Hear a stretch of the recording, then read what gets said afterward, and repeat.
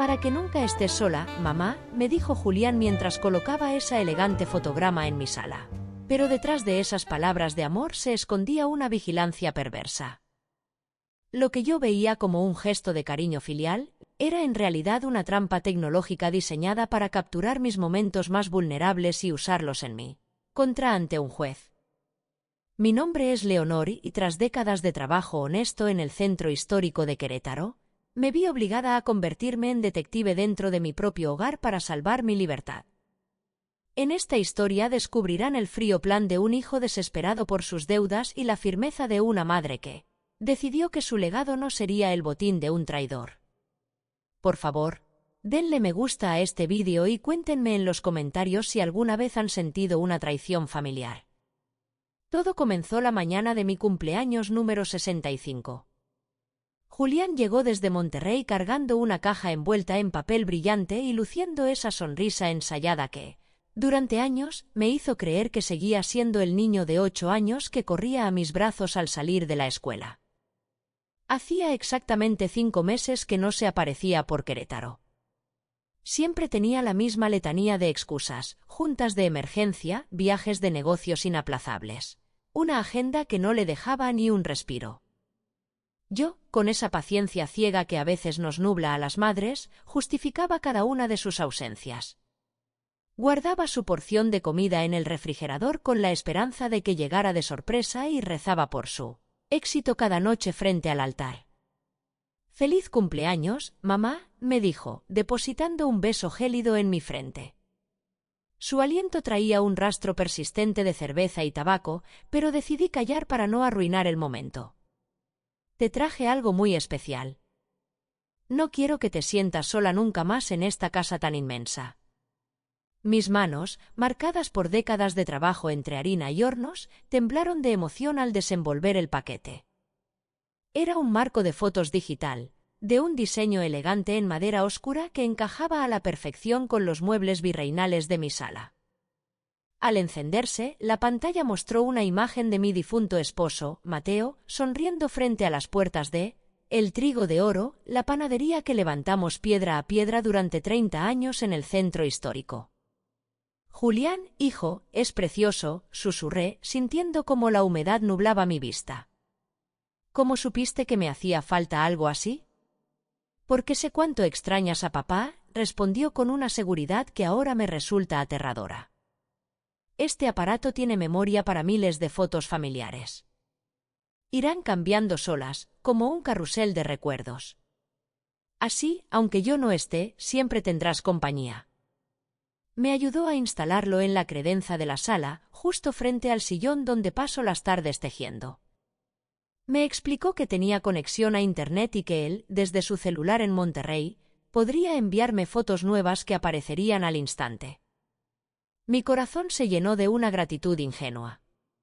Para celebrar su llegada, le preparé su desayuno predilecto, chilaquiles con pollo bien condimentados, frijoles refritos con queso y un café de olla con ese aroma a canela que siempre inundaba nuestra cocina.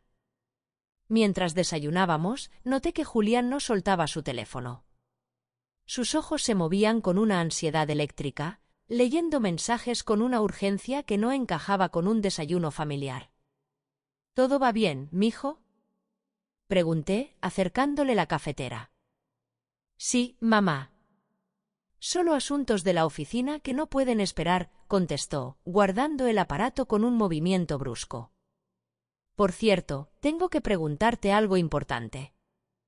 ¿Has vuelto a considerar la venta de la panadería? El Trigo de Oro lleva cerrada desde que murió mi padre y solo te genera gastos de impuestos y mantenimiento».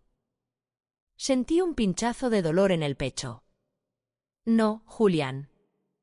Ese negocio es el legado de tu padre. Algún día tú mismo podrías reabrirlo». «Mamá, por favor, sé realista», su tono se volvió impaciente, casi cortante. «Yo vivo en Monterrey, tengo mi propia consultoría. No voy a regresar para ponerme un delantal y amasar pan. Además, esta casa es una carga para ti sola. Deberías pensar en mudarte a algo más manejable, algo más pequeño». No le respondí. Por primera vez en mi vida, la mirada de mi hijo me produjo una incomodidad profunda, un frío que no tenía nada que ver con el clima de Querétaro. Julián se marchó apenas 2 horas después, alegando un compromiso ineludible en el norte. Se fue dejando un vacío extraño, una sensación de que, a pesar de su partida, algo se había quedado en la sala, observándome en el silencio. Durante los días siguientes, el marco de fotos fue mi sombra. Las imágenes de Mateo, de Julián de niño y de mis padres desfilaban con suavidad, pero empecé a percibir anomalías. A veces, al caminar frente al dispositivo, la foto cambiaba de golpe, como si reaccionara a mi presencia. En ocasiones, juraba escuchar un clic casi imperceptible, un sonido metálico que erizaba mi piel cuando hablaba por teléfono cerca del aparato. Fue don Esteban, mi vecino y amigo de toda la vida, quien desarmó la trampa. Esteban Sánchez, a sus 68 años, conserva la agudeza que desarrolló como inspector de policía. Es un hombre de detalles, de esos que ven lo que otros preferimos ignorar. Suele visitarme cada tarde para compartir un café y pan dulce de la panadería, El Manantial. Esa tarde de jueves, Esteban no probó su pan. Se quedó petrificado mirando el marco digital. «Leonor, ¿quién te dio esto?», preguntó con esa voz grave que usaba en sus interrogatorios. «Me lo trajo Julián por mi cumpleaños. Es para que no esté sola, según él». «¿Pasa algo?». Esteban se levantó sin decir palabra y se acercó al mueble. Sacó una pequeña linterna de su bolsillo y examinó los bordes de madera con una minuciosidad quirúrgica. El haz de luz reveló lo que mis ojos cansados habían pasado por alto: un minúsculo lente de cristal oculto en la moldura superior. «Leonor, esto no es un regalo de cumpleaños», sentenció Esteban, volviéndose hacia mí con una expresión de pura preocupación. «Esto es una cámara de vigilancia profesional con micrófonos integrados. Tu hijo te puso un espía en tu propia sala». El impacto fue físico. La taza de café se resbaló de mis dedos y se hizo añicos contra el piso de barro original de 1890. El líquido oscuro se extendió por las juntas de los ladrillos como una mancha de traición que ya no se podía limpiar. Amigas, cada historia que comparto con ustedes es un recordatorio de que debemos estar alertas. YouTube solo les mostrará mis próximos relatos si se unen a nuestra comunidad. Por favor, presionen el botón rojo de suscribirse, activen la campanita y denle me gusta al vídeo. Su apoyo es lo que me permite seguir alzando la voz. Gracias de corazón. Para comprender la magnitud de este horror, debo retroceder 5 años, al día en que enterré a Mateo. Aquella mañana, sin saberlo, también enterré mi capacidad para ver las señales de peligro que Julián comenzaba a emitir. Mateo murió de un infarto fulminante mientras trabajaba en la madrugada. Lo encontré sobre la mesa de madera de cedro de la panadería, con las manos aún cubiertas de harina, como si se hubiera quedado dormido cuidando su creación. Tenía 63 años y una nobleza que no cabía en este mundo. El trigo de oro era el corazón del centro de Querétaro. La gente hacía fila para comprar nuestras teleras y el pan dulce que Mateo horneaba con recetas ancestrales. Tras su muerte, el silencio de la panadería se me hizo insoportable y decidí cerrar las cortinas. Julián, que entonces tenía 27 años, fue quien me empujó a hacerlo. «Mamá, ya trabajaste suficiente», me decía con una voz que yo confundí con amor. «Tienes la casa, tienes los ahorros de papá. Descansa, te lo mereces». Parecía un consejo sensato, pero hoy entiendo que era el primer paso para despojarme de mi identidad. Lo que yo ignoraba es que mi hijo ya había caído en el abismo de las apuestas. Había descubierto los casinos clandestinos de San Pedro Garza García, lugares donde el dinero se evapora entre el humo y las deudas se cobran con la vida. Al principio, las señales fueron sutiles. Julián pedía préstamos para inversiones seguras que nunca daban frutos. 1.000 pesos, 5.000, 10.000. Yo se los entregaba sin cuestionar. Es mi único hijo, mi sangre. Lo cuidé sola tantas madrugadas mientras Mateo trabajaba. Nunca vi un centavo de vuelta, pero jamás se lo reclamé. Así somos muchas de nosotras, entregamos hasta quedar vacías, creyendo que el sacrificio es sinónimo de amor. Luego, sus visitas se volvieron esporádicas. Las llamadas eran cortas, siempre justificadas por su exitosa empresa en Monterrey. Yo me quedaba en esta casona de techos altos y patios interiores, comiendo sola en una mesa diseñada para una familia entera. Esta propiedad es una joya colonial con vigas de madera noble y pisos que han visto pasar a 4 generaciones. De los Contreras. Está situada a pasos de la Plaza de Armas, en una zona donde el valor del metro cuadrado es una fortuna. Para Julián, sin embargo, estas paredes no eran un hogar, sino una moneda de cambio para sus acreedores. Don Esteban fue el testigo silencioso de mi aislamiento. Él también conoció la soledad tras perder a su esposa Inés hace 8 años. Nuestras tardes de café eran mi único refugio. Esteban había sido mi pretendiente cuando éramos adolescentes, mucho antes de que él se casara con Inés y yo con Mateo.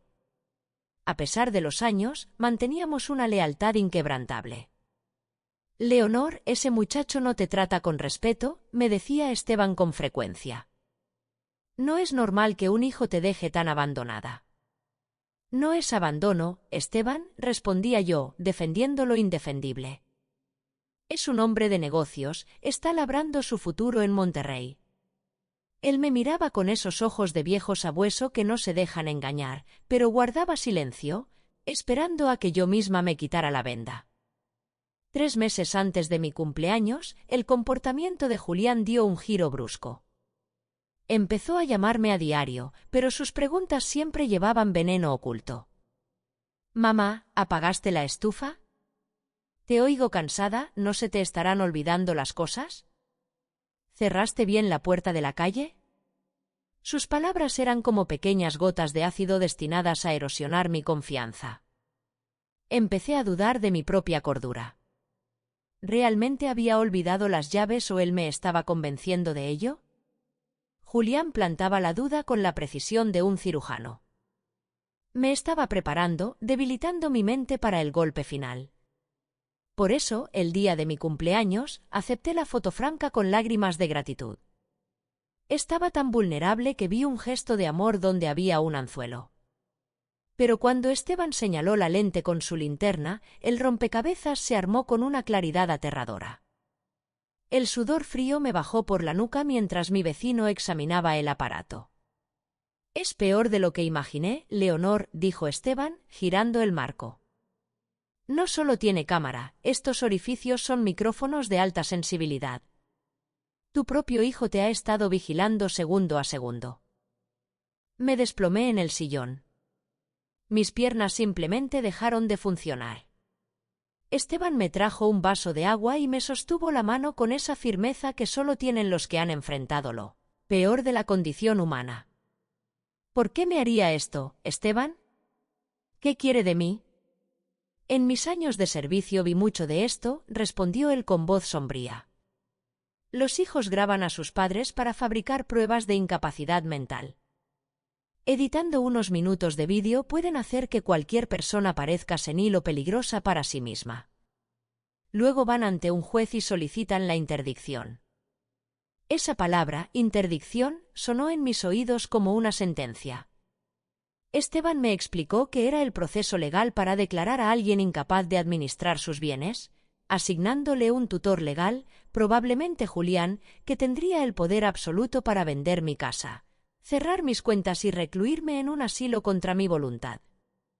Todo de manera legal, avalado por un juez engañado por grabaciones manipuladas.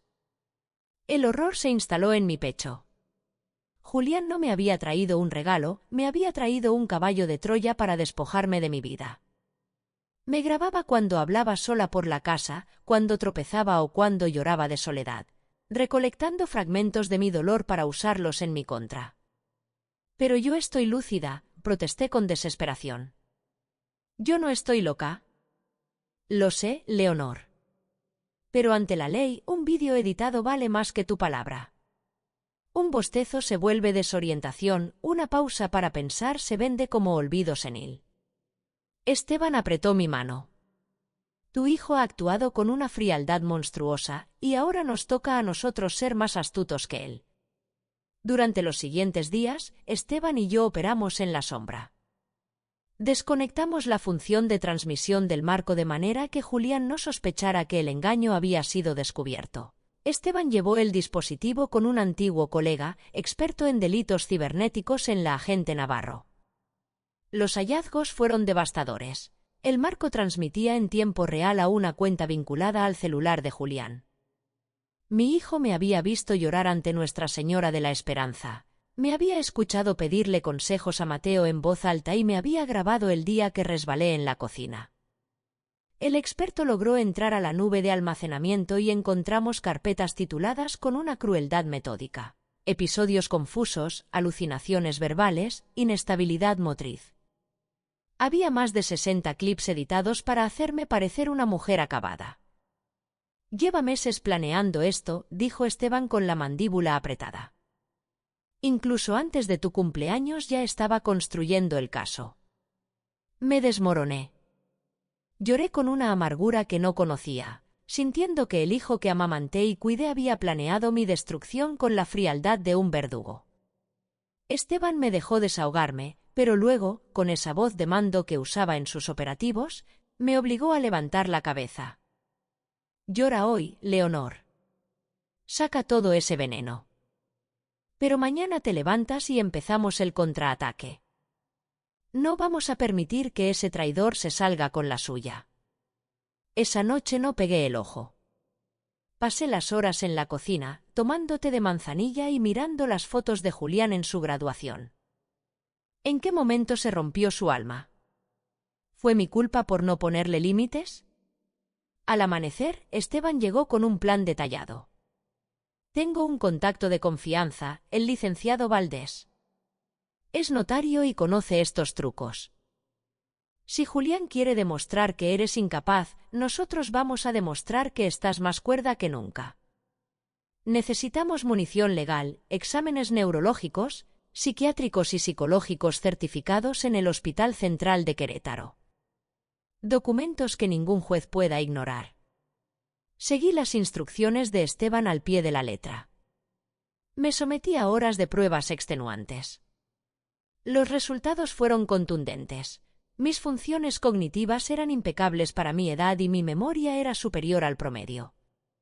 Los médicos se sorprendieron de mi lucidez y agudeza. Mientras tanto, Julián seguía llamando con su voz melosa, preguntando si disfrutaba de las fotos. Yo le respondía con una calma gélida, ocultando el asco que me provocaba escuchar su voz. Esteban, por su parte, descubrió la verdad financiera. Julián debía más de 800.000 pesos a prestamistas vinculados a casinos clandestinos en San Pedro Garza García. Le habían dado un ultimátum de 2 meses para pagar o enfrentar consecuencias mortales. Mi casa y mi panadería eran su único salvavidas. El enfrentamiento fue diseñado con la precisión de una trampa de caza. Citamos a Julián en la notaría del licenciado Valdés, en el corazón de Querétaro, justo cuando la ciudad empezaba a vestirse de cempasúchil para el Día de Muertos. Le dije que necesitaba su ayuda para unos trámites bancarios porque problemas de memoria. Fue el anzuelo perfecto para su codicia. Esa mañana me vestí con un traje sastre azul marino, impecable. Me puse el collar de perlas que Mateo me dio en nuestro aniversario y me aseguré de que mi presencia irradiara autoridad y firmeza. No era la viejita asustada que él esperaba encontrar. Llegué a la notaría acompañada de Esteban media hora antes. El licenciado Valdés nos recibió en su despacho con una formalidad imponente. Señora Leonor, estamos listos, dijo el notario. Vamos a proceder según lo planeado. Cuando su hijo llegue, le pediré que espere en la sala de juntas, me indicó el licenciado Valdés con una serenidad profesional que me ayudó a mantener la columna erguida. Usted entrará conmigo a mi despacho privado. Allí revisaremos una extracción digital que preparó el equipo forense de la policía. Son conversaciones de mensajería que logramos recuperar de su cuenta en la nube. Mi corazón golpeaba contra mis costillas con una fuerza violenta. como si quisiera advertirme del veneno que estaba por presenciar. Julián llegó puntual, vistiendo un traje gris impecable, probablemente comprado con los ahorros que me había arrebatado meses atrás bajo falsas promesas. Exhibía esa sonrisa cínica, cargada de una arrogancia mal disimulada, la sonrisa de quien se cree dueño de una partida que aún no ha terminado. «Mamá, ¿qué es lo que tengo que firmar?», preguntó mientras rozaba mi mejilla con un beso. Su aliento a menta no lograba ocultar el rastro de alcohol de la noche anterior. «Cosas del banco, mijo». «A mi edad, estos trámites me resultan un laberinto», respondí, fingiendo una fragilidad que ya no sentía. «No te preocupes, para eso estoy yo», dijo con esa dulzura ensayada que ahora me sabía a hiel. «Para cuidarte y que no tengas que preocuparte por nada». El licenciado Valdés lo invitó a esperar en la sala de juntas mientras revisaba los últimos detalles conmigo. Julián se hundió en su silla, pegado a la pantalla de su celular, seguramente calculando el valor de mi patrimonio en su cabeza. En la oficina contigua, don Esteban me sostuvo la mano con firmeza. «¿Estás lista, Leonor?», preguntó. Asentí, aunque mis entrañas eran un nudo de hielo. El notario proyectó la pantalla en la pared. Lo que apareció ante mis ojos fue la radiografía de una traición absoluta. Eran capturas de conversaciones de WhatsApp entre Julián y una mujer llamada Valeria. Cada palabra era un clavo en el ataúd de nuestra relación. «Julián, la vieja no durará ni un año en ese asilo. Es de tercera, el lugar perfecto para que se apague rápido. En cuanto logre la interdicción, vendo todo y nos largamos a Cancún». «Valeria, ¿y si se resiste? ¿Y si no quiere firmar nada?». «Julián, no importa. Tengo 50 vídeos donde parece una loca. Ningún juez va a dudar de mi palabra frente a esas imágenes. Está vieja y sola, Valeria. ¿Quién le va a creer a ella?». «Valeria, ¿cuánto vale la propiedad exactamente?». «Julián, 8 millones por la casona y otros 3 por el local de El Trigo de Oro, aunque esté en ruinas. Estamos hablando de 11 millones de pesos, mi amor. Adiós deudas o la vida de ricos». Las lágrimas rodaron por mis mejillas, pero no emití un solo sollozo. Mi llanto era silencioso, una despedida definitiva. Los mensajes continuaban desde 6 meses atrás, revelando la génesis del plan. «Julián, ya pedí el marco con cámara oculta por Amazon. Llega en 2 semanas. Se lo daré por su cumpleaños. La vieja se va a emocionar tanto que no va a sospechar absolutamente nada. Valeria, eres un genio, bebé. Tu mamá ni cuenta se va a dar. Julián, es que es muy tonta. Toda su vida se la pasó entre harina y hornos. No sabe nada de tecnología. Va a creer que es un puro gesto de amor». Ja, ja, ja. Ese jajaja final terminó de congelar mi alma. Se burlaba de mi ignorancia, se mofaba del amor que le tuve. A mí, que trabajé de sol a sol junto a Mateo para pagarle la mejor universidad privada de Monterrey, para que nunca supiera lo que era una carencia. «¿Desea que continúe, Leonor?», preguntó el notario. Hay más mensajes sobre el asilo que eligieron en las afueras de la ciudad. Un lugar con múltiples denuncias por negligencia. «No», respondí secándome las lágrimas con un pañuelo de seda. «Ya vi suficiente. Ahora quiero verle la cara». Salimos al pasillo. Julián seguía en la sala de juntas, pero el escenario había cambiado. Los agentes Navarro y Rojas, de la policía, estaban apostados en la entrada con los brazos cruzados. Julián se puso lívido al verlos. «¿Qué significa esto?», exclamó intentando ponerse de pie. Me senté frente a él. A mi derecha el notario, a mi izquierda Esteban. Los oficiales cerraron la puerta a sus espaldas. «Julián», comencé, con una voz que nació desde una profundidad gélida y firme. «Dime una sola cosa. ¿En qué momento dejé de ser tu madre para convertirme en tu oportunidad de negocio?». El silencio se volvió asfixiante. Julián miraba desesperado a los policías y luego a mí, buscando en su inventario de mentiras alguna que pudiera servirle de escudo. Mamá, no entiendo de qué hablas. ¿Qué hace esta gente aquí? Su voz era un hilo trémulo. Señor Castillo, intervino el licenciado Valdés. Soy el licenciado Valdés, notario público en Querétaro. Estoy aquí como fedatario legal de este encuentro. Lo acompañan oficiales de la División de Delitos Cibernéticos. Julián tragó saliva, el sudor empezaba a perlar su frente. Iré al grano, continué. El marco de fotos que me entregaste contiene una cámara oculta. Me has grabado ilegalmente durante 7 días en la intimidad de mi hogar. Eso es un delito federal. Mamá, yo solo quería cuidarte, saber que estabas bien desde Monterrey, balbuceó con una rapidez ensayada.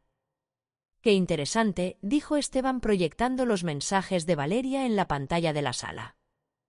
Entonces, explícanos por qué en tus mensajes privados hablas de la vieja tonta, y de cómo vas a enviarla a un asilo de mala muerte para cobrar 11 millones de pesos.